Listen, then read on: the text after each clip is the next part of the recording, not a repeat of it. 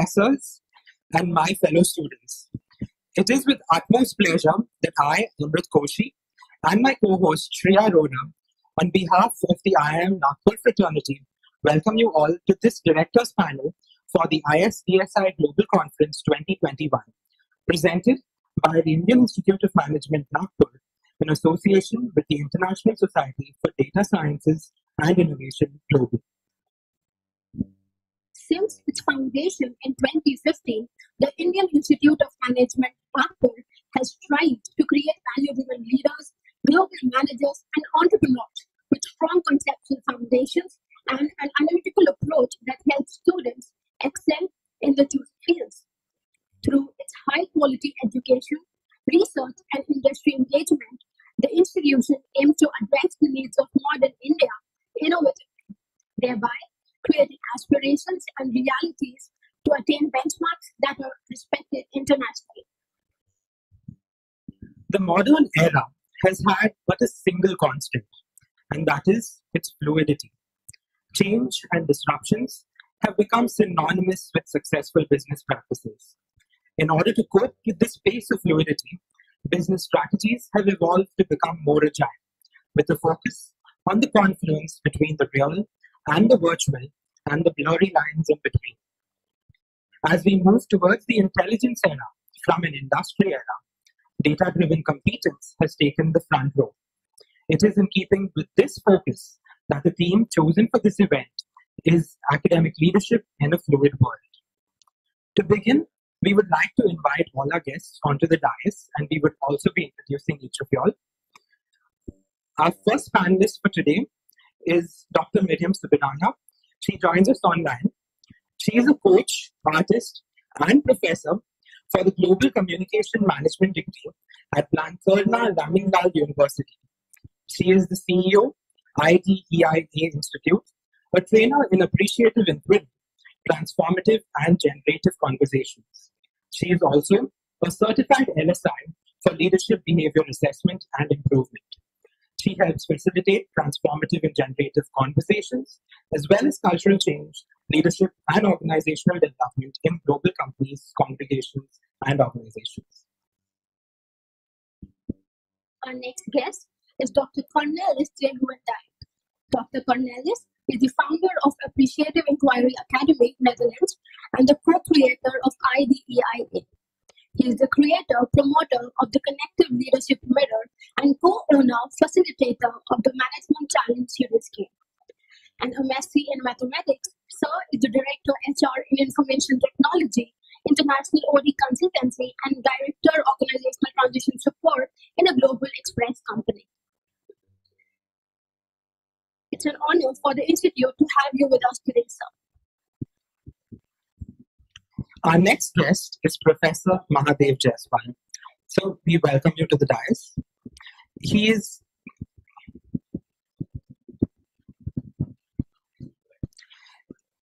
currently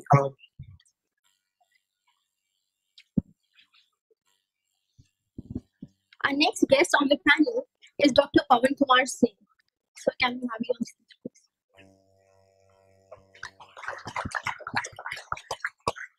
Dr. Singh is the director of IIM Switching. He has served as director of MDI Gurgaon and director in charge of IIM Indore. In the role of mentoring IIM Sambalpur, he served as the first chairperson of academic committee and as a nodal officer of IIM Sambalpur. He has published research articles and has presented academic papers in more than 75 national and international seminars. He has been member of high-profile committees of the government and various institutions. His talks and interviews have been broadcasted on national channels of television and radios. It's a pleasure to have you with us today, sir.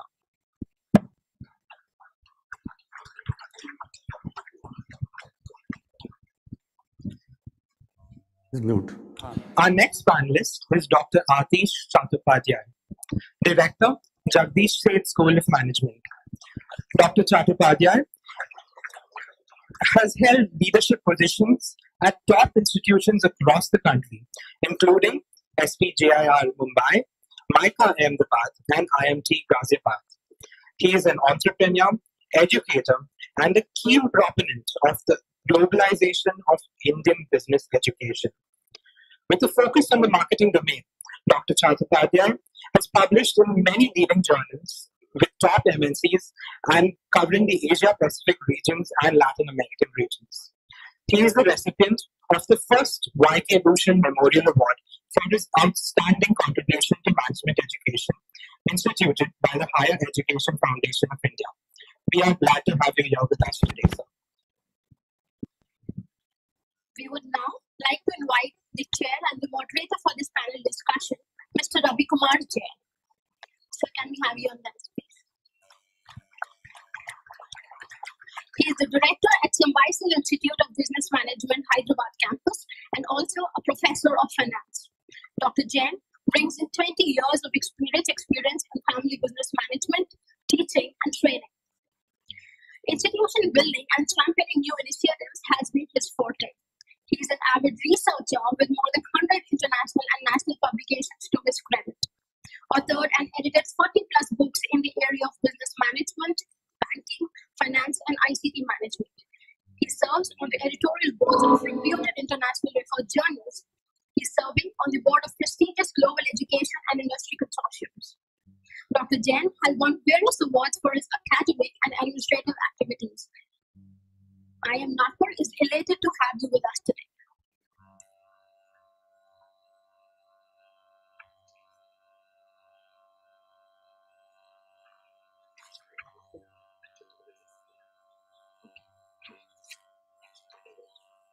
Now, we'd also request our director, sir, Dr. Bhimarai Maitri, on the dais, please. Dr. Bhimarai Maitri is the director, IIM Nagpur, chief patron of this conference, and president ISDSI Global. He is a distinguished academician, renowned teacher, researcher, and an astute administrator. Dr. Maitri is serving as the chairperson of various national institutions, such as All India Board of Management Studies. Could we also have Professor Chaturvedi on stage?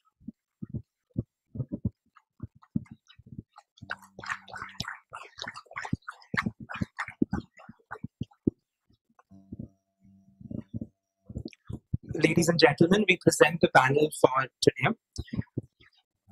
To begin, we would have a small address by the director, which will be followed by us handing over the panel to Professor Ravi Kumar Jain.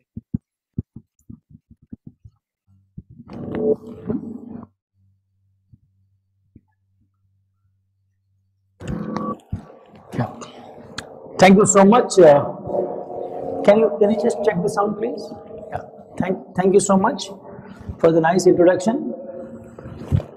I have a pleasant duty of moderating this session with stalwarts on the panel, thought leaders in academic leadership, institution building, Professor Atish, Professor Jaiswal, Professor Singh, my friend Mariam from Barcelona, and Sias from Netherlands.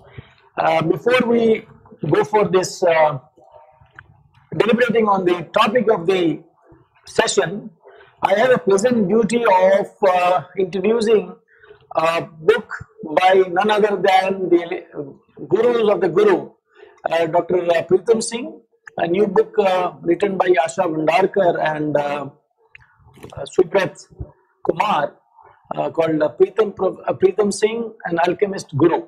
So may I request Professor Chaturvedi ji and Professor Maitri ji for inaugurating this book or releasing this book, and before that, may I request Professor Chaturvedi ji to say a few words on the Alchemist Guru and the Ultimate Guru. Thank you so much. Yeah. Yes, yeah.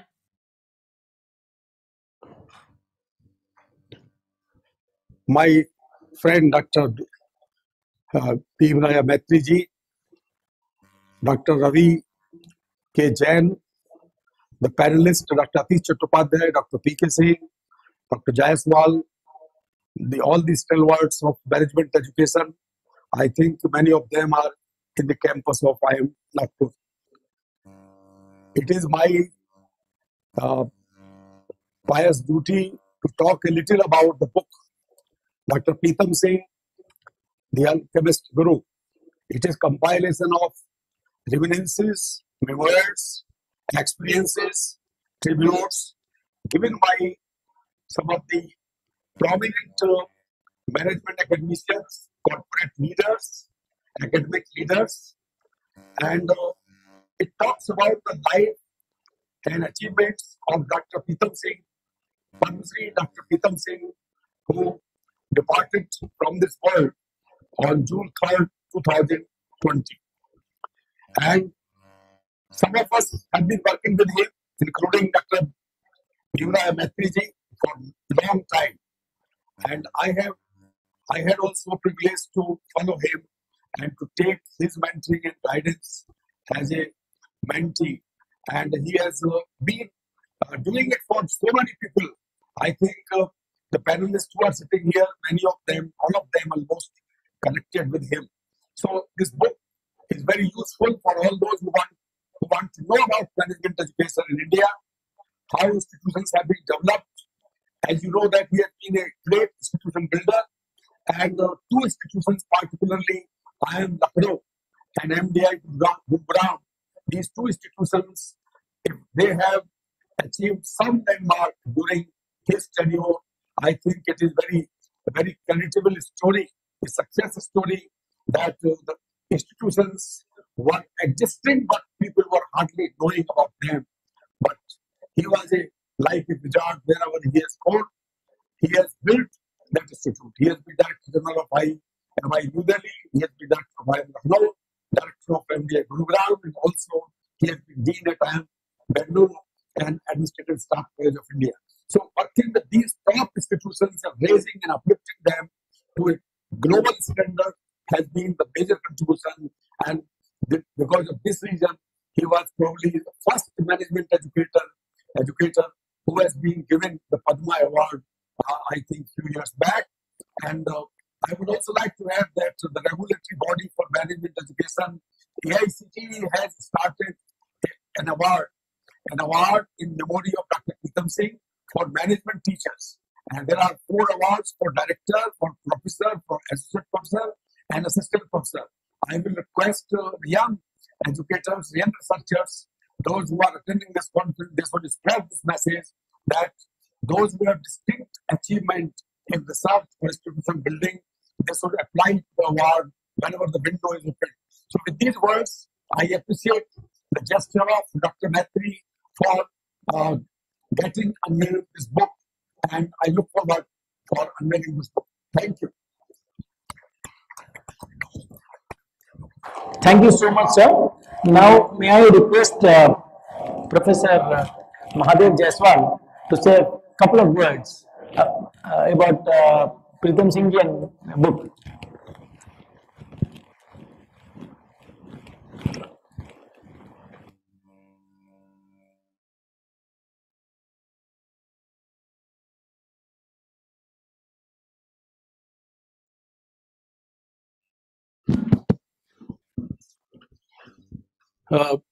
Good evening, everyone, and my friends on the desk here, and all those who are present online as well as offline. It was, a golden period at MDI when Dr. Pritam Singh became the director, and he was the man who not only built institutions, who brought people from different premium institutions. I was also one of them, and the kind of environment he created, I think we still not seen any institutions parallel to that. And whatever development MDI and then later IIM Lucknow, and not only that, entire management academics in India, and also he was very active in industry. But the memory which he has left, I think we have yet to, see that kind of leadership again in our fraternity. I'm sure this book has brought out many of those memories which we will be able to implement in our institutions and all across industries. So my sincere gratitude for his work, and we always remember, we always miss him, because this kind of conference, he was the father for all of us. He used to bring all of us whenever such event happened. So we are still remembering that, and my sincere gratitude and my heartfelt condolence also for his departure. And I wish that we could learn, and he is always alive with us. Thank you. Thank you, sir. He has always been with us, in spirit, and have been motivating us. As a final request, Professor Maitri to say a couple of words about his guru.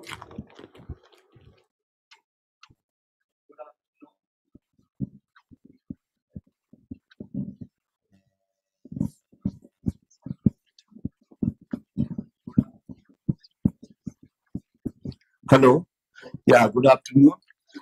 Respected all the esteemed panel members, Professor Chaturvedi, all the distinguished participants.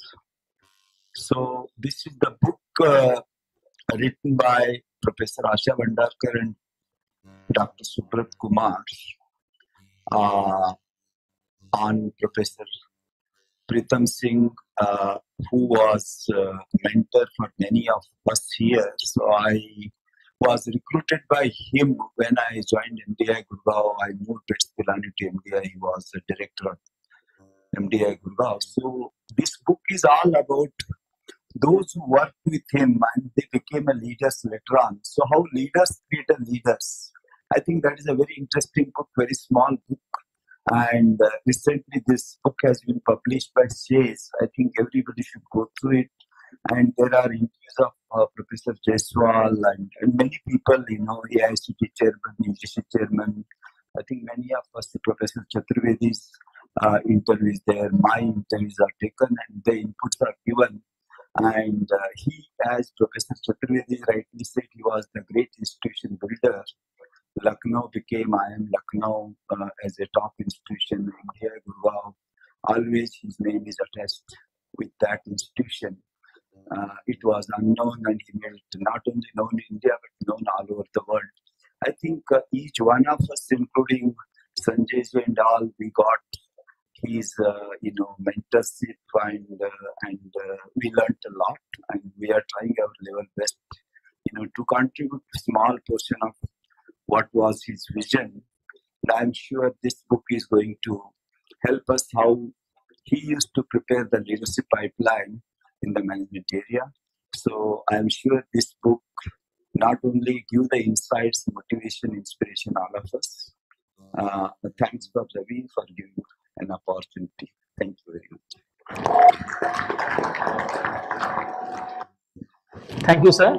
May I now request all the dignitaries on the dais to kindly unveil the book.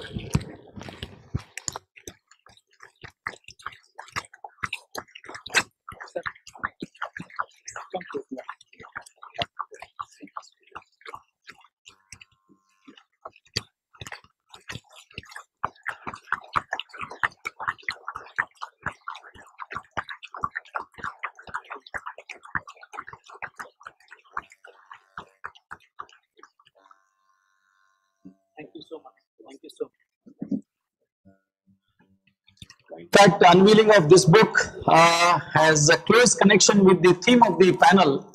And before I start the session, I want to add, if Professor Pritam Singh ji would have been here, he would prefer to say this, perhaps, says, Vidvatvam cha nrupatvam cha naiva tulya kadachan, Vidvatvam cha nrupatvam cha naiva tulya kadachan, Swadese pujate raja, Vidwan sarvatra pujate. A king is celebrated and revered within the territory he controls and rules often. But intellectuals and leaders like that of Pritam Singh ji, institution builders par excellence, of his stature, are celebrated. The celebrations transcend boundaries. They are celebrated all across. And I think today's theme, the future of academic leadership. In fact, if you look at the book, it actually encapsulates the essence of this whole leadership, academic leadership, articulated by none other than people who work very closely with Professor Pritam Singh ji, like Professor Chaturvedi, Professor Maitri, Professor Jaiswal, processing, and most of us. And when I met him first time, I called him, sir, I am your Ekalavya Shishya. Because I never worked with you, but I have always celebrated you, and you have always been my role model. Now, how do I, if I have to make a mark in academics, I have to look at you as a benchmark, as a role model, and work towards that. And he has been inspiring, and we have been celebrating even after he passed away. And leaving such a legacy is not easy. And people of his stature keep inspiring us. With those words, let me start the panel on a very, very relevant topic for today, for today's times, I must say, when we are talking about world being VUCA, world being fluid, and all that. There are all the constructs of the past which are modeled and which are more of sequential models or linear models, which we have always believed in for the last few decades, are all evaporating or melting down and crumbling down, especially when academic world is suffering with something called future shock. Now, as Alvin Toffler defined long ago, so when the speed of change and the speed of adoption, when there is a discrepancy, then you suffer or you experience a shock, and that's he called future shock. And perhaps academic world, if I may want to use, if I can use the word industry, is suffering through that. And if we look at the last 100 years or so, the least innovative industry is academic industry. Industry has moved from 1.0, 2.0 to 4.0. Now we are talking about 5.0. Society has evolved from 1.0, 2.0. Today we are talking about society 5.0. Where are we as academics? In which generation we are stuck at? Is it 1.2 or 2.0 or 1.0 or 2.0, or where are we? Now, this speed of change, we have to really match, and that's where the whole idea of academic leadership comes in. Who will champion to steer the academic institutions from program design to delivery models to revenue modeling to impact assessment? And I think today's session is going to be around these ideas. So I have my esteemed panelists here, Professor Atish, in fact, a celebrated institution builder and a role model for many. Professor P.K. Singh, Acharya, I would want to address him as he brings in a fantastic combination of understanding of Sanskrit with essence of Western management. And we have the Professor Jaiswal, who is the numbers man, this man who believes in scientific constructs, and also he keeps talking about the digital era and beyond. So in fact, when we did conference in Sambalpur in Bhubaneswar, this was the thing, digital and beyond, what's beyond it. And we have two very eminent academicians and practitioners of leadership, generative leadership and generative organization. Sias from Netherlands. Hello, if you can hear me. And Mariam, good to have you here. Now, quickly, let me open up the panel by inviting each one of you to have your opening comments on the theme leadership, future academic leadership, especially in the fluid world. When we all understand the idea of fluid, when all the set models or models that we have believed in are crumbling up, where do we go from here? So may I invite Professor Atish to start with his views. We all go with 5 minutes of our initial remarks and then a Q&A, and then we'll keep the floor open to audience. Thank you so much. Professor Atish.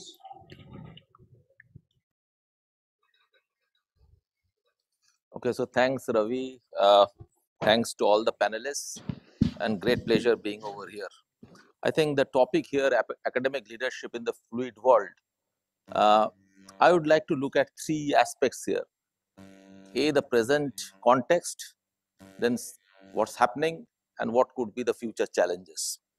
Now, if you look at the present context, particularly in the context of business schools, there are two layered disruptions that is happening. One side, there is a demographic, which is 100-year life expectancy. shift in educational consumption patterns, and also technological innovation. COVID-19 has actually added a second layer, which has created more fundamental changes. Even the kind of hybrid mode that we are having is the change induced by COVID-19. Now, what is happening?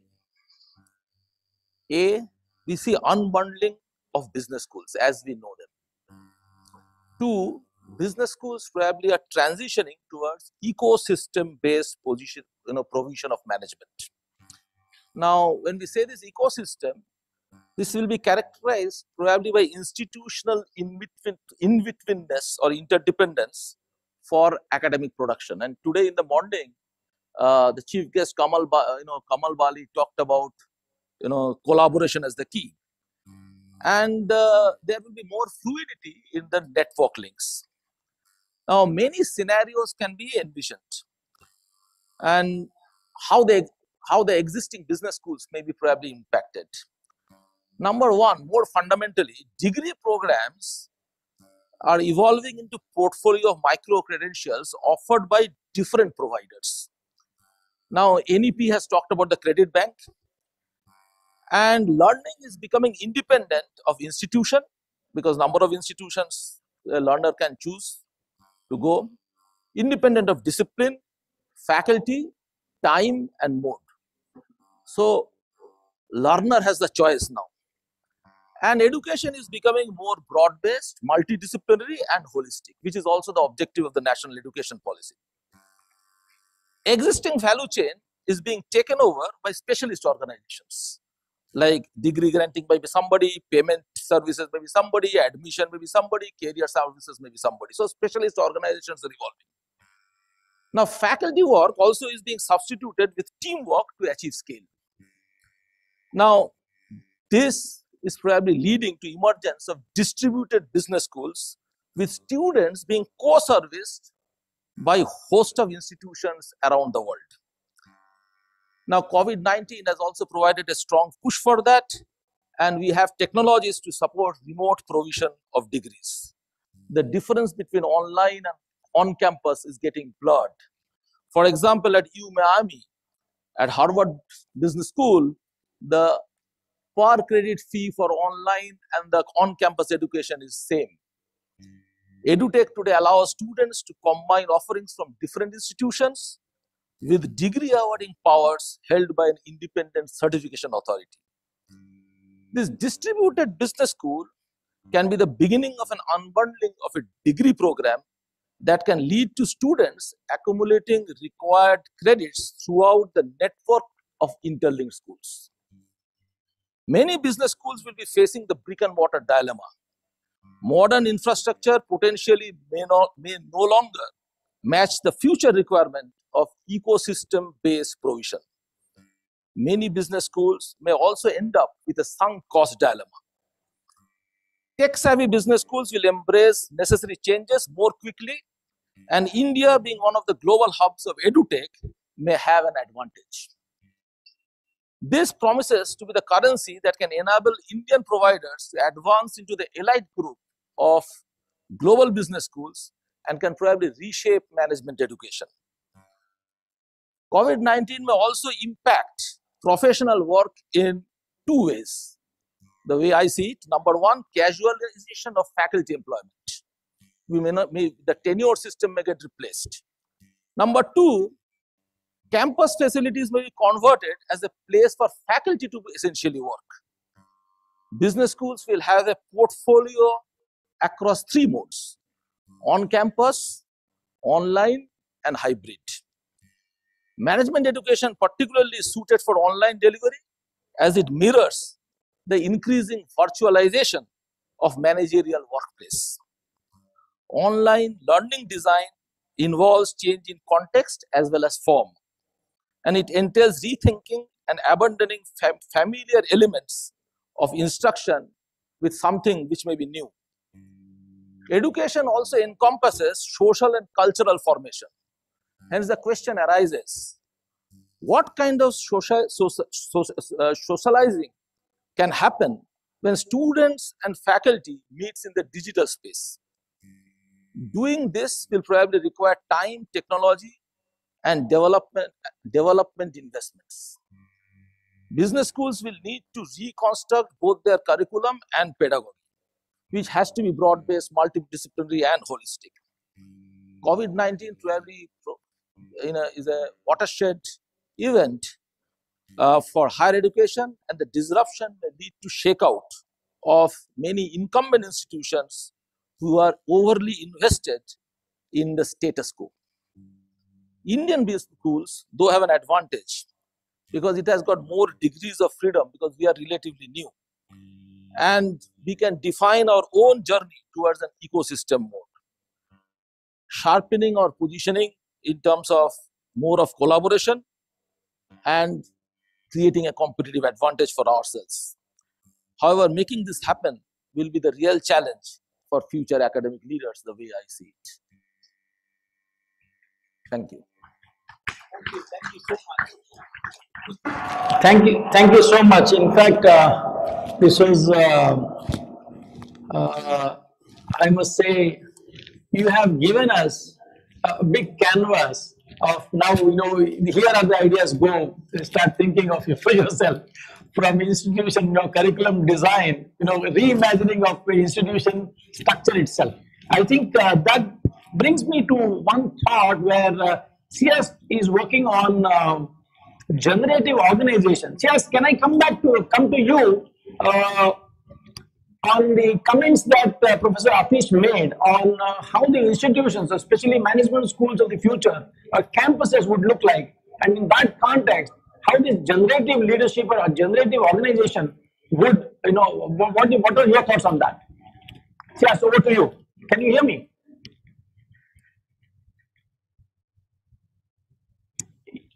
You can unmute yourself. Yeah. Unmuting. I can hear you.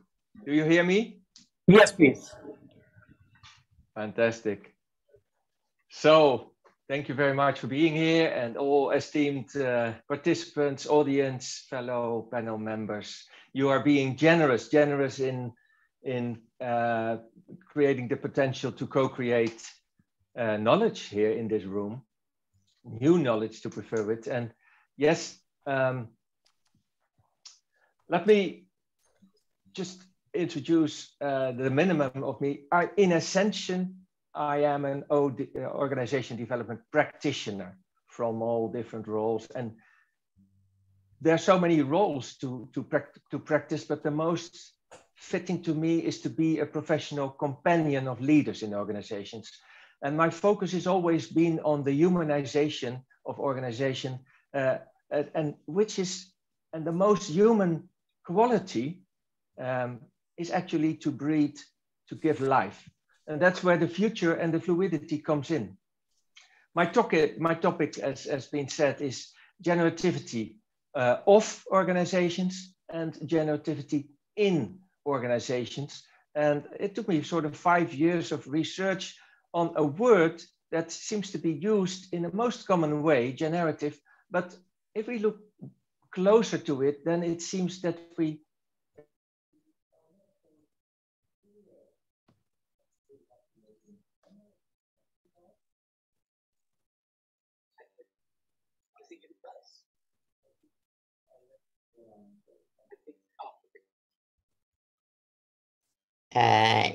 we don't hear you, Case.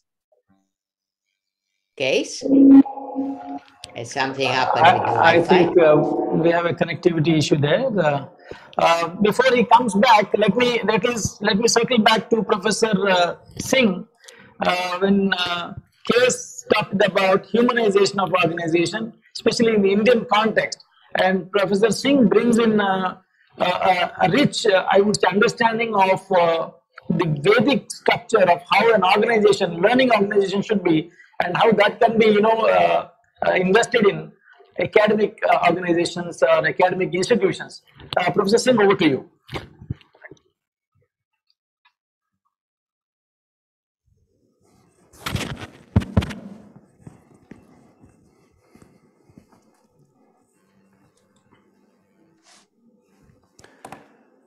Good afternoon. I think voice is clear. Yes, we should know what should be the distance between the mic and your lips, so fine. So,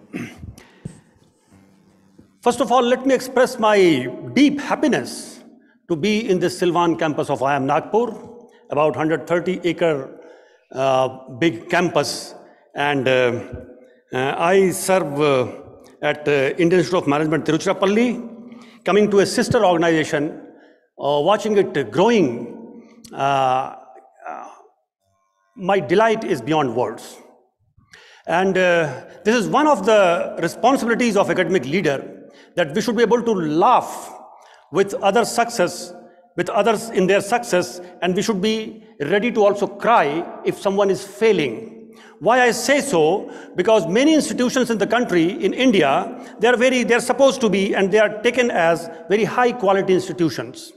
And some other institutions, though there are some high quality faculty and high quality students, but overall based on the branding culture, they are not taken as very high quality institution. Now, I think a time has come that we should stop talking about high quality institutions and low quality institution, because anyone who is working especially in so-called high quality institution must take responsibility of all the institutions around them in the state, in the country. That is called academic leadership. Fine. So, dear Professor Jain, Professor Chattopadhyay ji, Professor Jaiswal Saab, my all dear colleagues, Professor Angar, and my all dear colleagues here, dear students, this is very nice time to deliberate on future of academic leadership in a fluid world. Now, when we say future, I'll come to these words. Future means what? Future, 10 years back, was a period of 10 years ahead of that point of time. That was the meaning of future 10 years back. 5 years back, the meaning of future was that what you see 5 years onward from that point of time, 5 years back. But today, future means, I think, please plan for next 1 month. Better start with 1 week, because saying 1 day will be too much. Start for 1 week and think for 1 month and think for 1 year, maximum think for 2 years in concrete term, and let some kind of broader idea maybe there for 3 years. Please don't think beyond 3 years, because we don't know what to think for the 4th year. That is the way we are being challenged by the kind of development done by the human being itself. This is a very interesting phenomenon, that invention of human being is challenging human being himself or herself. And that's why today, to my understanding, future means planning for next 1 week, 1 month, 1 year, 2 years, maximum 3 years. That is the meaning of future, because the pace of development is very fast. What is meaning of academic leadership we are talking about? Leadership are of many kinds. I was member of one committee, one state level committee of one big state of India, which was chaired by the secretary of the state. And we were to take call on academic leadership. And I said that what is the reason about 9-10 years back? What is the reason that about to be retired bureaucrat is getting appointed frequently as vice chancellors of a state university? What is the reason? And I was surrounded only by bureaucrats, only by IAS. I was the lone academician fighting with my tiny sword. But academicians must bring their voice more prominently at right place. Then I was said, after all, administrators are better. After all, administrators are better administrator than academicians. I said, no problem. I agree with that. Administrator, they are supposed to be better administrator than academician. Academicians are supposed to be better academician than administrator. Students are supposed to be better learner than anyone under this sky. You see the learning quality of Dattatreya. Guru Dattatreya used to appoint teacher wherever he used to get learning from any corner. And he said, spider is my teacher, wind is my teacher, fire is my teacher, even fly is my teacher, 8 years old tiny tender girl is my teacher. See, in teaching learning process, the most responsible person for high quality learning is students themselves. Excellent students, they have power to convert ordinary teachers as extraordinary teachers. And very ordinary students, they are highly capable of converting very extraordinary teachers to very, very ordinary teachers. It all depends on who is the receiving. This whole communication process says that final decision depends on the receiver, not on the sender. That's why parents complain. Children are not listening to me. You should know, you should respect children because they are the receiver, and receiver has to take the final call. You have to persuade, rather coax them. So, academic leadership basically means a leadership situation where the maturity gap between the leader and the follower is minimal, tending towards zero. I was fairly good student in arithmetic or algebra, but first time when I read calculus, I was very confused. Delta y by delta x tends to 0 is equal to dy by dx. समझ में नहीं आता था. What I am trying to say that when maturity gap between the leader and the next person to leader is very minimal, tending to 0, in that situation, leadership style has to be very, very different. And especially in the world of academicians. As an academician, who is my next? Say professor, next is associate professor, next is assistant professor. Say a director, who is next? Professor. But director is first a professor, then a director. Point, and vice chancellor is first a professor, then a vice chancellor. Point is that we should know as academic leader that my follower or my, let us say, colleague, staff, subordinate are as capable as I am. That's why maturity gap is minimal. And where maturity gap is minimal, competitive mode does not work, compromising does not work. What works basically is collaboration. But you will say, what you are saying? Collaboration is always a dignified word. But I would say collaboration combined with accommodation.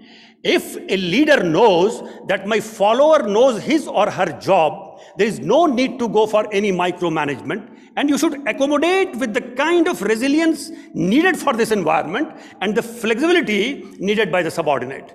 That's why out of these typical 5 styles of handling conflict or leadership, I would say that collaboration and accommodation, these two are the most required quality to be developed by academic leaders. And I think academic leaders, as academic leaders, we also deserve to be trained on these all things. So this is academic leadership. What is fluidity? Fluid. In the class of 10th class, one teacher told me that there is a nebula, and nebula takes time in millions and billions of years, then it becomes a star. So at the pre-stage, any star is at nebulous state. Then it gets crystallized and the nebula becomes a star. Now here I will say, time has itself become so fluid that fluidity will never say us goodbye. Never this nebula will become a star. We'll be always in nebulous state. And that is good thing. That is good thing, because if you are challenged every time to a certain extent, every time you are facing certain kind of thrill, every time there is something uncertain, every time there is something undefined, there who would thrive in such situation will prove to be a leader. That's why I'll also say to students, though we are talking about academic leadership, that please don't expect everything well structured around you. And don't search necessarily a job like that. Let there be something unstructured. Let there be something fluid. So in this fluid style, what we need, fluid situation, we need, of course, resilience. Of course, overspoken word. But let me say you, flexibility as a word has its positive and negative connotation also. In Hindi, there is a phrase, bina pendi ka lota, that also may be flexible. Flexibility goes to that extent also, saying that you don't have any pivot around you, which keeps yourself intact. But resilience, such a dignified word, it has no negativity. Resilience means basically, depending on the situation, ability to respond to that context. That is resilience. In resilience, your peripheral dimension will appear to be very, very adjusting and responding to different situations. But every resilient person's pivot is unshakable. I cannot be resilient without my ethical pivot being firmly established as the center. If the center is not fixed, you cannot draw a circle. That's why, unless the ethical parameters are not fixed, not actually committed to certain things, we cannot draw the design of circle. And here circle means my action through my resilience. These all are needed. Just one or two more things. Give me 1 minute more. Academicians in the role of leader, or academicians purely in the role of academician, they need to transcend their activities. We have to transcend from functions to role. Functions to role. What are functions of academic leader? 5, 6 functions are there. In B school, some more defined functions are there. Function means those activities you should do so that you justify your salary. That I described. These are functions. And many times our students, myself, get very happy only completing my function. I'm doing my function, I'm earning my bread, I'm ethical, I'm honest. But we have to transcend from function to role. And let me tell you, as a person with 3 decades experience, if my students ask me, are you satisfied with the functions you have performed? I'll say, yes, I am satisfied in my life. I have not ditched anything, anybody, any system. But if you ask me, Professor, have you performed your roles? I will start trembling, because role means I am also responsible to an ordinary person walking 2 kilometers away from this campus on the road. Because when I claim I'm a professor of management, my role knows no end to any kind of boundary. So when we go out of boundary, we enter into our role. So we have to think, we have to transcend from function to role. And last point, before I come for next round, is that we must preserve our originality. We have become champion, let us say, copying things. I would like to say it is better to be original copy with certain defect, rather becoming a perfect 8th carbon copy. And that's why we need to learn the best practices happening in any corner of the world. But India, as custodian of world wisdom, we have to also pay back and make world learn that what are the value system that we have developed. This I'm not saying because I am born in India. India is custodian of world wisdom. Not because I am born in India, because India is custodian of world wisdom. Because when in many parts of the world, the humanity was struggling for the first ray of civilization, India had the best literature in the form of Upanishad. And that's why the very first line of Upanishad says, be in this world prosperous and have right kind of bhoga. Bhogi hai theek se, enjoy this world. Tena tyaktena bhunjitha ma gridha kasvidhanam. There is only one rider that enjoy the worldly things with sense of detachment, then you will be supreme enjoyer. Thank you for this round of my opportunity. It is such a joy to listen to you, sir. In fact, you have touched upon several dimensions where you talked about transcending beyond your function and appreciate the role, and hold your ethical compass tight so that you steer into the right roles, and also address the time compression that we are all facing now. The planning horizons have changed from 10 years to 5 years to now you're talking about a few months.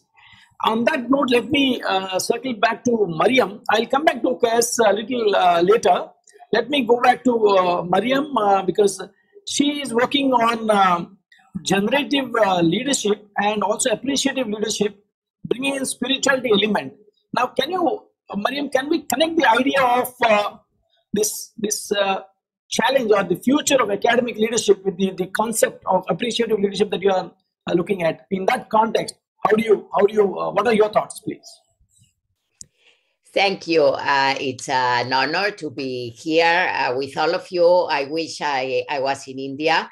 I've been in India many times before the pandemic, not as a tourist, but really participating in conferences. And one of my hobbies is to paint. And after one of my trips in India, I painted this painting that is behind me, which is like a cradle of light. And I thought I would put it in honor of my dear India. And I think that one of the key topics is where do we put our focus?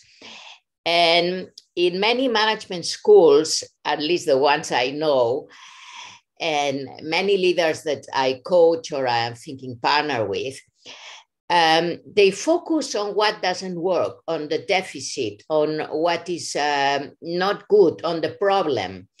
And so my proposal is to change the focus into an appreciative, generative focus. And briefly, I'll tell you what I mean with that. The second thing I'm going to talk is that to change the focus, for people, sometimes it takes time because human beings are persons made of habits. And so, although the world is fluid, sometimes we get stuck in our own habits and in our own ways of doing things.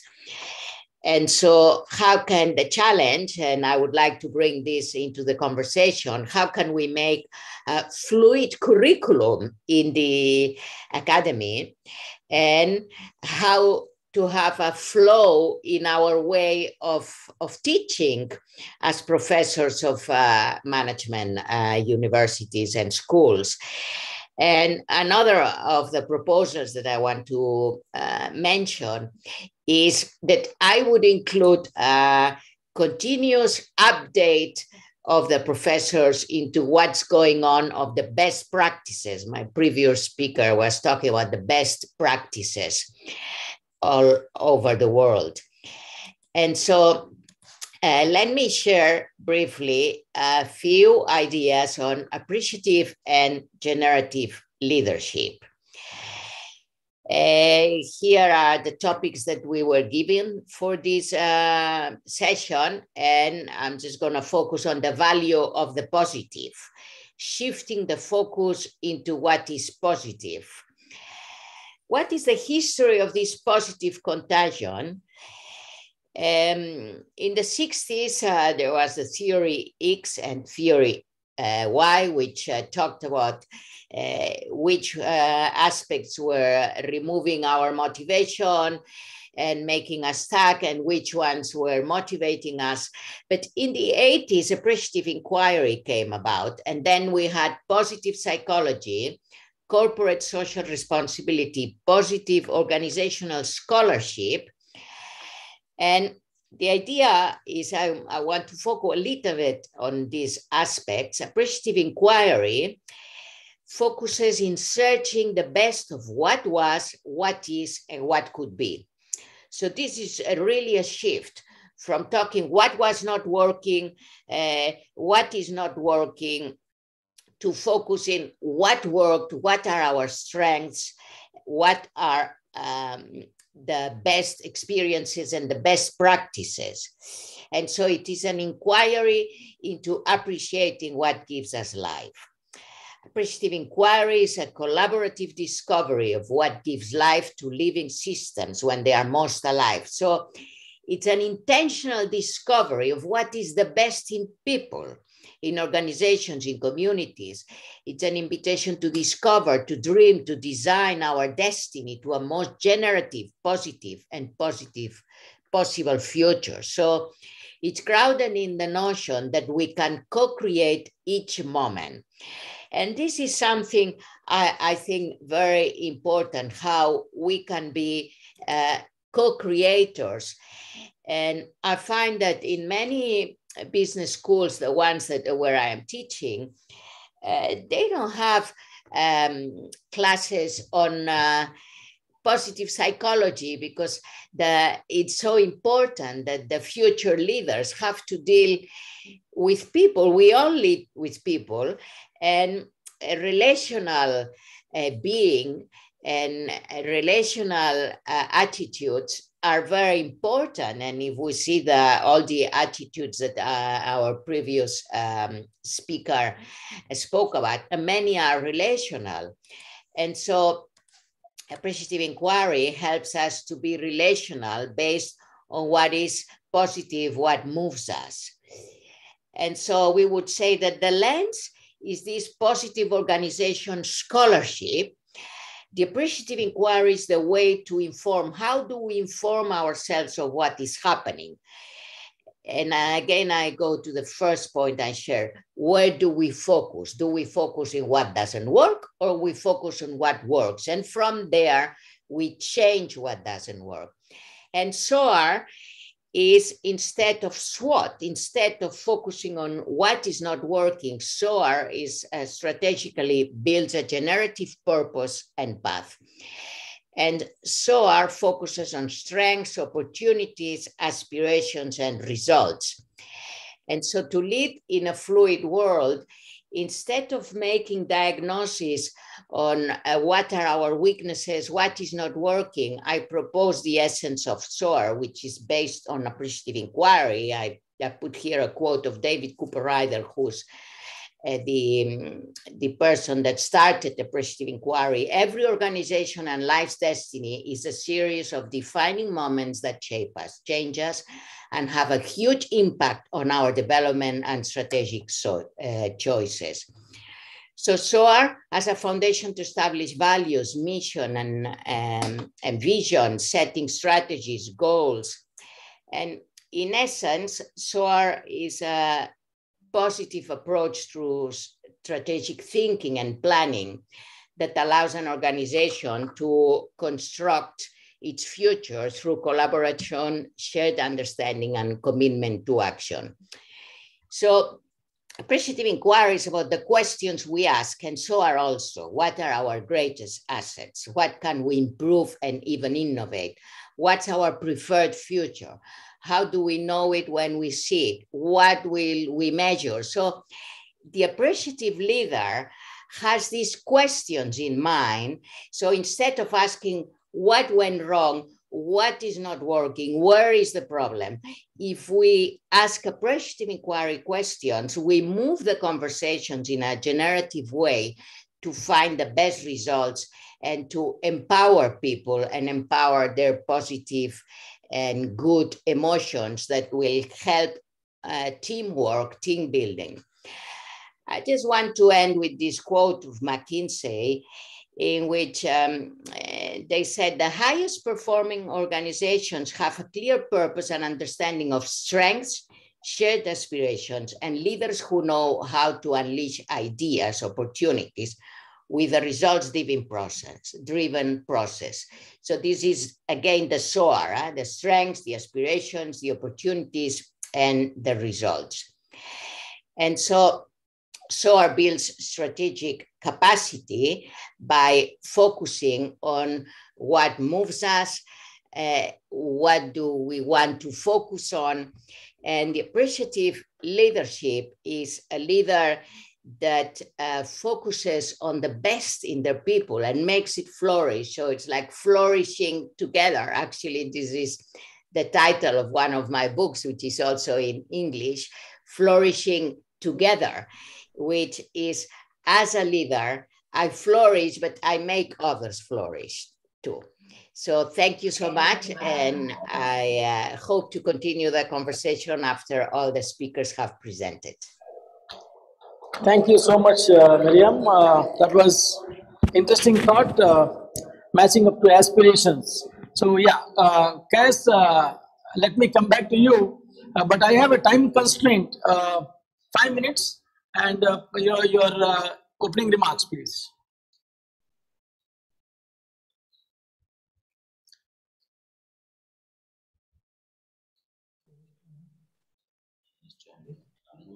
Can you unmute yourself?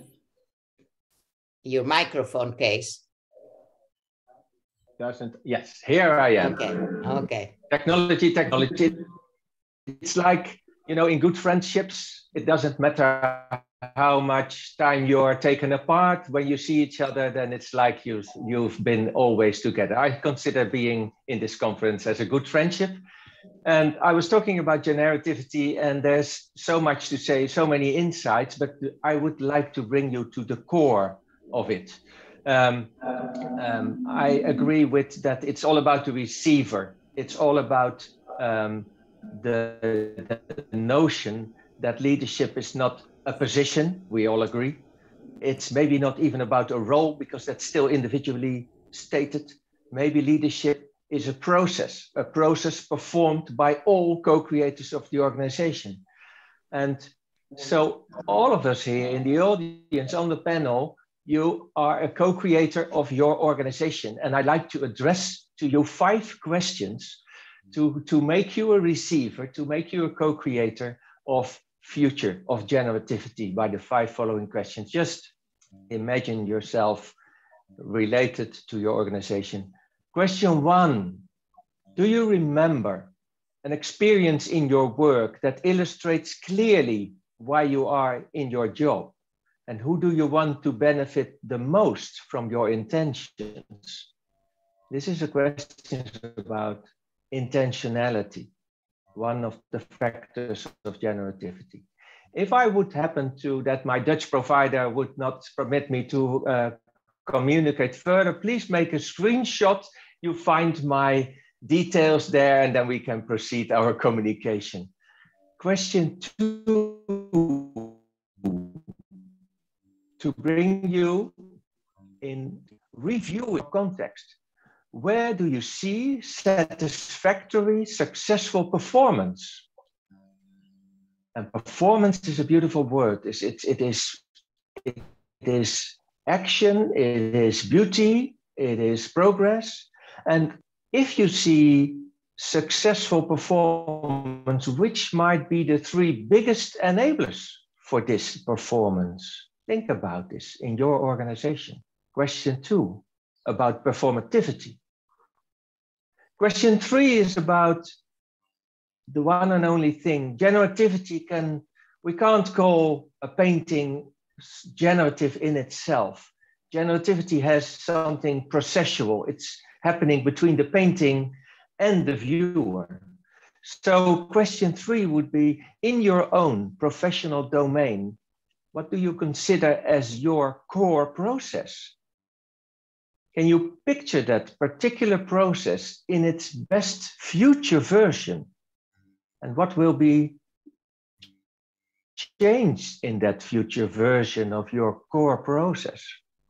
You see, I invite you to think about your work, your organization, as something fluid, something that is constantly changing.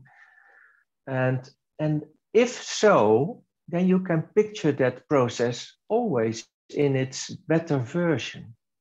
Question 4, what extraordinary ideas, and I really mean extraordinary ideas, could fuel further growth and well-being? Which idea appeals the most to you? And what could be your first step to activate it?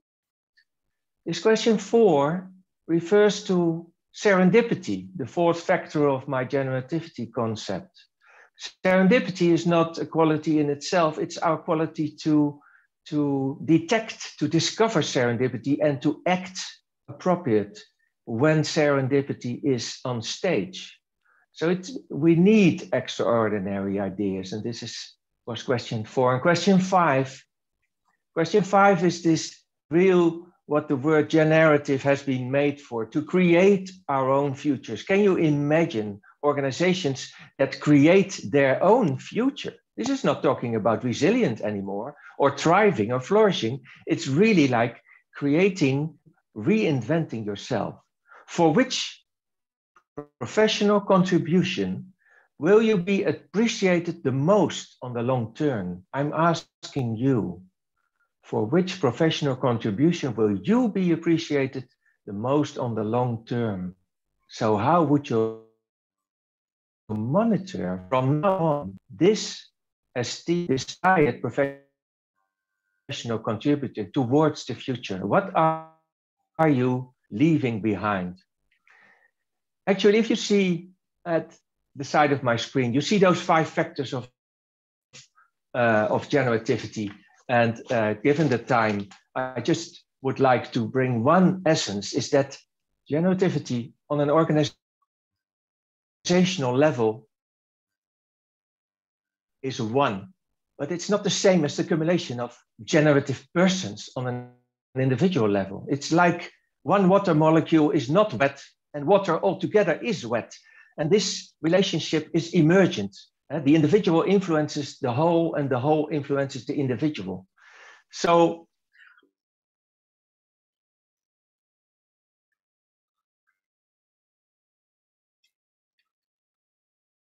Okay, he was disconnected again. Looks like he has a connectivity challenge. Let me. He's connected again. Okay. Okay. Case, put your. Can you put your microphone on?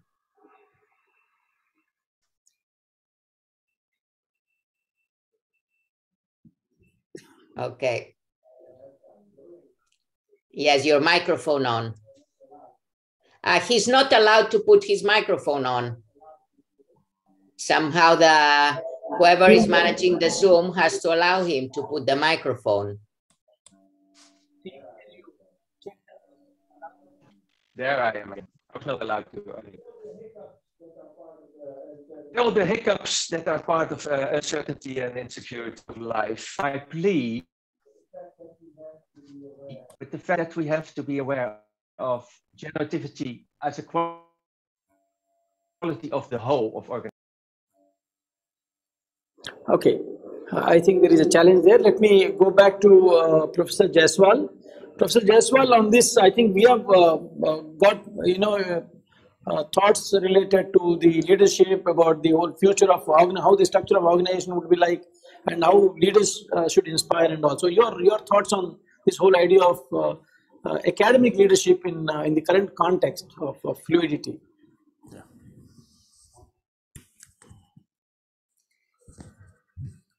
Yeah, thank you. It's okay. I think in whatever era we talk, fluid era or disruptive era, as per my understanding, there are three major drivers which are actually creating these disruptions. The first driver is the digital disruption itself, the way digital things are coming in every walk of life, including academics, and disrupting the entire pedagogy. The second driver is the global climate regulations, including NEP, that is local regulations on educations, which is also disrupting the educations and also disrupting the entire business. And third disruption is happening due to the changing business model, like we are moving out from the large organization to startup age. Looking into these three drivers, the global pandemic has become an accelerator actually. It is not a driver, it's an accelerator of all these three. And that's also neutralizing and equalizing the whole world, the entire academics in the same line. There is no disparity now. In that context, small town or underdeveloped countries like many countries are into developing countries like India and US are in the same platform. So that is providing an opportunity for a country like India, where you have a huge amount of talented graduates, and particularly business is going to drive everything. Because in these three disruptions, the B school are going to play a vital role. Because they will create new organization, they will create new opportunities, they will create new economic development. And that is the context which academic leaders in B school has to rethink and reimagine themselves. Now, in this context, we are assuming that there is no difference between a large city like Mumbai or small town like Nagpur or Sambalpur. They are all same. The physical infrastructure is not going to differentiate. It is the digital infrastructure which is going to differentiate, and not digital infrastructure. Digital infrastructure is going to be same. The internet is same in Mumbai or same in Nagpur and same in Sambalpur, same in a small village in coming times. So what is going to differentiate now is the changes which academic leader has to bring in the entire delivery of educations, and that will be around 3M. The first M is about new method. We'll have to discover new method of learning. We'll have to move out from teaching to learning. And when we are saying teaching to learning means we'll have to use the Bloom's taxonomy of learning layers, where 6 layers, and we have to forget about information and understanding, because that can be done automatically using digital technologies by the learner themselves. So therefore, when you come to classroom or B school or any management school or engineering school, your focus starts from the application layer to the creation layer. And that is where you can say that the schools or management institutes or business schools are the top university in US, which were primarily focusing on application and creations, and Indian school were focusing more on information and understanding. We'll have to adopt those methods, and which is easily done now because digital technology will take care of the basic teaching, which we used to spend 90% of our time in the class, which will be done away. And therefore, we'll have to reorient the academic layer. We have to bring that change in the new method. And this new method will be experiential learning in the class, not gathering information and understanding of the subject. So that is the one fundamental change which academic leader will have to bring into the institute. The second aim is about the mode of learning. The mode of learning traditionally was physical interactions inside the class, which automatically has become blended. The mode is combination of online and physical face-to-face learning. So mode also has to be blended. And third aim is about model of learning. The model of learning will move out from the blackboard to smart board, learning management systems, online proctoring exams, and even examinations pattern has to change. Instead of asking the basic informations and understanding, you'll have to ask questions which are not there in the textbook. So you'll have to ask the question on the applications or creation of new contents which they'll have to do, and let them do open book or open interactions. We should not restrict that you have to come physically here and give exams. Let him, just like your research papers, let him consult anywhere in the world, because ultimately learning is important, not evaluation.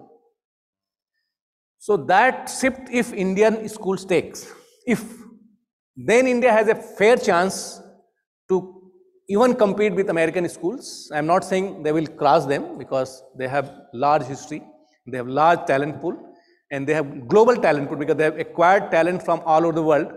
We are still depending on our domestic talent. So that will be a differentiator. We are still not able to attract the foreign talent or global talent. So, but India has itself enough strength in terms of talent, and we can actually maximize rather than making them a low road learning. If we shift their entire learning into the content creations and applications. So that is going to the model of the learning. So these are the 3 M's in terms of digitalizations. Now, what is the impact of global climate regulations and NEP? That has to be also analyzed and seen that how Indian B schools leader will take advantage and will be constrained by that. I think sustainability is going to be the major focus in the entire business model.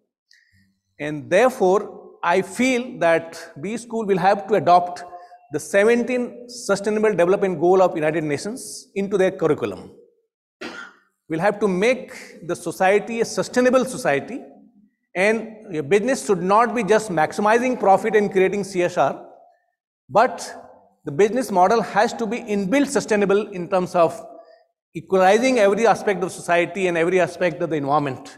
So that has to be the model which B school will have to adopt in terms of restructuring their curriculum, and academic leader again will have to have major role and differentiating role in that. And then comes the third drivers, how to take care of the third driver, which is, we have seen, even India has become the global ecosystems in terms of startups, and we are the third largest ecosystem in the world, US and then China and India. I think B school will have to rethink of teaching Michael Porter and Philip Kotler theory, which is not relevant now. We'll have to shift from the resource-based theories to innovation-based theories. And that is where the startups age has started. And we have to teach students and researchers that startup is the main business, not the large companies. The large companies are basically distributors. They're not creators. And these startups, because why the changes are happening rapidly, as Professor Pawan Singh was saying, that the future is not 10 years and 20 years. The future is 6 months, 3 months. And every 3 months, 6 months, the business are changing. Startups only can cope up with those changes. Large company cannot cope up because they have a fairly large structured and fairly bureaucratic structure. So to conclude, I would say the very interesting phase for those B school leaders and also the ecosystem players. Let's experiment, and to experiment, you need to collaborate. You cannot do yourself. You have to, and digital technologies is giving a platform where it is easy to collaborate with local, global and surroundings together, physical and online, so that once you collaborate, you will be able to differentiate. Then you differentiate, create a different model in the class. Don't copy the existing model of the industrial age. It's a digital age, and therefore digital age methods have to be adopted. So first collaborate and then differentiate so that you can innovate. I think that is what should be the future, and academic leaders have a very important and critical role in order to create these three models, and so that you create innovations based startups rather than keep teaching the supply chain of large companies and large infrastructure which are done by the bureaucratic process, which will not create any innovations. So that is what I have to say. Thank you. Thank you so much, sir. Very profound thoughts. And in fact, this shifting from resource-based to innovation-based has been a theme in the last decade of, how do we search, where do we search growth? Now I think, there is one common thread which emerged in our initial thoughts. And I have a time constraint. I mean, I have only 10-15 minutes to spare.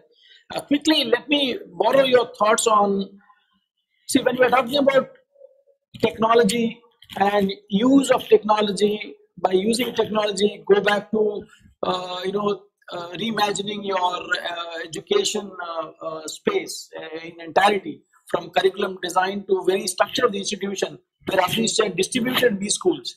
And very interestingly, talking about bundling of micro-credentials into degrees. Now, there comes two questions, and also one thought which Dr. Singh brought out, it transcends beyond your function. Look at the larger role as an institution. Now, there are two dilemmas that occurs to me as a fellow institution, leader. One is policy, at least at India level and maybe global level, is policy conducive enough to absorb that kind of a change if at all we want to bring it. Two, the dichotomy that Professor Singh you talked about yesterday evening over dinner, 80% of the student community is coming from a deprived state where, forget about talking about technology and high-end AI, ML, robotics and all that, they don't have basic stuff of learning. How do you connect these two? There is a dichotomy there. So one is the policy aspect. Second is how do we connect this or fill this divide between institutions which are deprived of resources or where they have a conflict of meeting the ends today, ROI versus the impact that we're talking about. Your quick thoughts, please. Maybe 2 minutes. Start with Atish. First of all, policy, I think the new education policy is very conducive and for distributed schools to emerge. The credit bank allows banking of credits and multiple entry and exit. So which means that the whole issue of taking courses across institutions, accumulating credit is very much feasible, because 1 year we are talking about certificate, then we are talking about diploma, then degree, then honors degree. So multiple entry and exit and credit bank facilitates unbundling of degrees or micro credentials being accumulated to create a portfolio. This also allows multidisciplinary learning, because one might take, the institutions need to collaborate. Today, JNU and an IIT and an MDI, maybe in the same NCR, may not be collaborating. But going forward, an individual student may wish to take sociology, psychology and anthropology from a JNU, tech course from an IIT Delhi, and the management may be at MDI. And that is why the collaboration becomes very, very crucial. I think national education policy actually facilitates that. Institutions need to collaborate. So policy has become an enabler. Institutional leaders need to now come forward, collaborate and make it happen. Collaboration is the key. Dr. Singh? The same policy of this, how do we address the divide? of haves and have-nots in academic world. Let me say, I think I'm audible.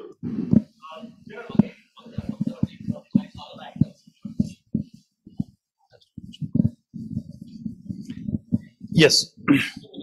Okay, less than 2 minutes, I'll try. You see, regarding policy, many things have been already told by my colleague here. See, India has many types of higher academic institutions. Mainly, they are Indian institutes, national institutes, central university, state university, and private universities. Now, when I was talking, as a reference was brought by Professor Jain, more than 80% of students in higher educational institutions in India, they are actually receiving education at state universities where there are good quality of professors, students' quality fairly good, but resource funding, they are lacking there. And that's why when we compare the index, one index of developed countries vis-a-vis developing country, one strong index is percentage of GDP that you spend on education, and India is still lagging behind. That's why we have to de-bureaucratize the educational administration at state level, and we have to fund them sufficiently so that basic infrastructure in the change situation, they are available in state universities. Second point, we working in IIM or IIT or MDI or NITI or anywhere should not be very happy lot managing our islands well, because we must care of the whole ocean, and in the ocean, the waves and ripples, they are disturbed. And that's why I was saying that we should celebrate with other success, and we should also feel sorry when our sister organizations, they fail. That is the second point. Last point, that how actually we can address to the deprived, let us say, students. Especially I would address to students that please take care of yourself by yourself also, apart from syllabi. Because professors, they try to give you best syllabi, but syllabi cannot promise you giving everything.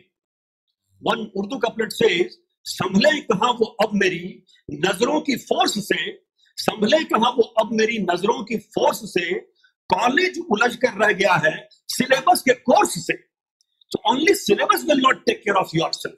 Teachers should also know this. Students should also know this.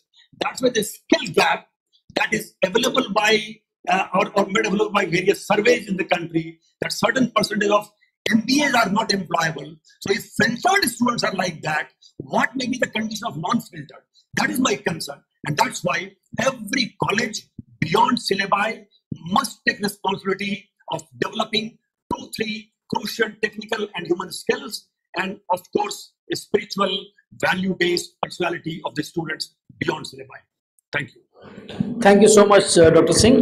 Now that one more question which I want to go to Professor Jaiswal is, when you are talking about harnessing technology and equalizing things and all, now we see a source of competition also coming from different, unexpected sources. Now your competition may not be your next business school or next, best business school and all. Your competitor could be a rich content provider like that of Reliance Jio, or maybe Amazon, or maybe any startup which disrupts the whole idea of developing high definition content and delivering in the most engaging way, or providing experiential learning. So as an institution builder, or as an institution leader in the current context, how do you see that? And as a leader, any thoughts on how do we preempt that? How do we address that particular challenge or unknown competition when the landscape itself is shifting or changing? Yeah. So there are 3 elements of education again. First is learning, teaching and learning, whatever you say. Second is evaluation, when you conduct exams. And third is when we look for degree certification, and that is where we look the branded institutions. I think if you really want to take advantage of every section of society in our country, because we have different category of institutions in university. Some are elite institutions like IIT and IIMs. Some are very basic educations like state universities, but they may have talent. So as for NEP and as for the global trend, I would say, and I would visualize, and I would suggest, and I would strongly advocate that we should look from integrated model to disintegrated model. We should separate learning Let learning happen anywhere, from anywhere, online, offline. Let them go anywhere. Why should we stop? They come, some of the grassroots students who don't get admission in IIM, they can come and learn here. We have a basic contents available. So learning should be totally separate and it be open anywhere. Evaluation should be again done by some other agency. Why should everything be done here? I can teach, you can evaluate, or let them go for online evaluations or offline evaluations or anywhere evaluations. We can have certified agencies. And granting degree, once you have enough evaluations, good grade, let MIT grant degree, IIT grant degree. So that is the future model I think we should strongly propagate, disintegrate the entire elements of education. Professor Jaiswal, you are scaring us. If this is all democratized and organizations will emerge and there will be unbundling the business schools or education institutions the way we know it. That is the future. Absolutely. So I think that's a scary thought, but then we are allowed to brace up for that. Okay, I think Mariam, looks like you have a thought on this. Can I come back to you quickly for 1 minute? And I think we have to wrap up. I have already got signal from the organizers that we need to wrap up in the next 5 minutes. So a quick thought from you, Mariam. Yes. Well, I think the last intervention was great, to disintegrate so that we can build again from a different perspective, from this flowing perspective. But what happens is that many people, and especially in the leadership and management world, they want security, they want safety, they want structure. And this is the challenge, that we are able to unstructure so that we can really generate. And I want to leave a part of my minute to Case, that now I see he's fully connected. Case, you want to share a few words on this? No, but you have to put your microphone on. There I am. Thank you. And I think I take the courage to be a little bit provocative here. Yes, 1 minute. 1 minute, yes. I fully agree that universities, academic world should include the sustainable, the SDGs. But I also would state that they would be the last institute to do that, because all other institutes already did. So, and at the same time, to sustain has everything to do with to control, to keep the things as they are. So I would invite universities and academic world to take up the place where they should be, to inspire the people. And let's integrate those SDGs very fast, please, academic world, and then go for thinking about generative goals for a well-being of our planet. Great, thank you so much. I think pretty much we have to wrap up the session now, and I see one key or a couple of key words that have emerged out of the discussion is collaboration and then transcending beyond your rules. Having said that, when Professor Jaiswal said future is going to be destructive, disruptive, and distributed and democratic, I'm really worried about where do we draw our revenue models for the existing institutions. How do we create our revenue models? I think with that question, let me quickly invite you for maybe a one-liner of your thought on this subject today. Just one line. Mariam, let me start with you. Let's be provocative. Let's focus on what gives us life so that our organizations flourish as people flourish. So let's be leaders that empower people to flourish and to be at their best. Thanks. Sabka saath, sabka vikas, in other words you said. KS, can I come to you? One line, please. Yes, I just refer to the low down upper, a simple web application which is free. Let's change the world, but start with ourselves, and the connective leadership mirror is the first step to become aware of your own values in becoming a generative leader. So try this, it's for free, and spread the world. Right, so you mean to say change the world, make it a better place, reminding of Michael Jackson. Let me come to Jaiswalji, one liner from you. Yeah, so I strongly propagate in a democratic setup, we need to democratize educations. Every children of every society, every section of society must get the same quality of educations, whether IIT or MIT, and that is possible only when you disintegrate and provide equal opportunities that everybody will get the degree from the same institute, but they will learn from anywhere. So democratization of education, that is what I think is true. Democracy and equity. Thank you, Jaswalji. May I go to Professor Singh? One line, sir. All right. So my take would be that Moolam hi siddhyanti. It means every institution, first of all, work upon the endowed strength of that institution. Moolam hi siddhyanti. We should use every droplet of water to irrigate the roots, rather irrigating the twigs and the branches and the leaves. So point is that whichever institution is having certain kind of natural strength, there first of all they should, because your question was sustainable revenue model. So after irrigating the root, then you should branch out for various subsidiary works. Thank you. Thank you so much. You mean say dig down deep to the roots. Thank you so much with that. Atish, as a showstopper, last line. I think the portfolio mix going forward will undergo a change. Good example is University of Illinois Urbana-Champaign. You have there is no more on-campus MBA program. Oh yeah, it's fully online today. Right. So the portfolio mix of the institutions, the way we see today, will undergo a change, and the academic leaders need to think through what would be the mood, what competencies need to be rebuilt, and how the portfolio need to be reshaped. I think that will be one of the key challenges. The portfolio approach is what Professor Atish suggesting. And let me close with one small line. To me, we have to say the leaders should look at Artha Karishya Vidya, a meaningful education leading to growth and welfare. Artha Karishya Vidya. Thank you so much. I enjoyed the session. I'm sure audience have also enjoyed it.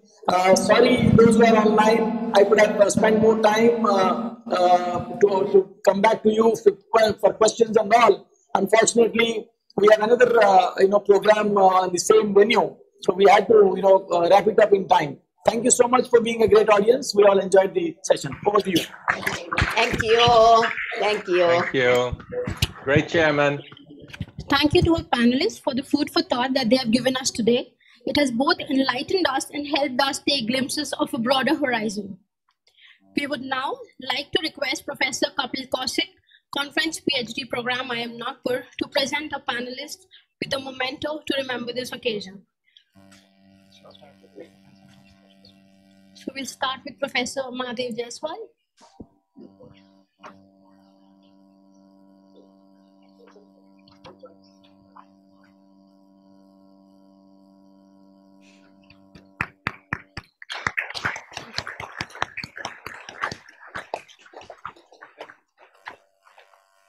Professor Pavan Kumar Singh.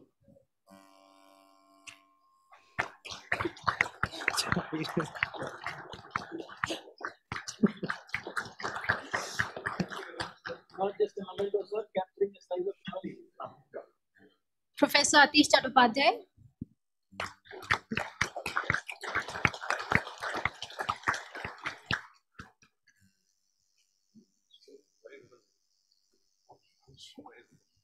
Professor Ravi Kumar Jain. So just one. So we also have one additional memento for you to take from here today. So at IIM Nagpur, we have a very strong tradition of believing in a sustainable environment, and thus it is a tradition to present our guests with a unique living and breathing gift that reflects our ethos.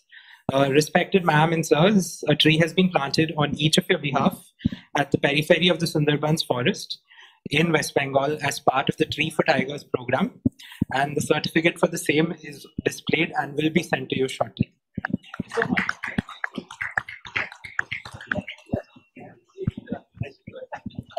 Thank you all for joining us here today. It's been a pleasure hosting. Take care and stay safe.